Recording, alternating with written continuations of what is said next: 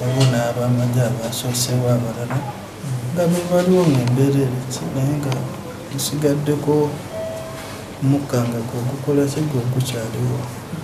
Then kati jipu ey'amagye nejja kati mu kujja n'entunuzaayo kamera bwe nti ebikosi nga nina okulaga ki nga batuuka bati olulabye kamera tebalinze nakukola ki bavuddeko buvi bajja gyendi kati ngezezaako okufiriminga okusuulako steps emabega naye nga mbatunuzaamu kamera nga bajja bati nga mbatunuzaamu kamera ne basigala nga bajja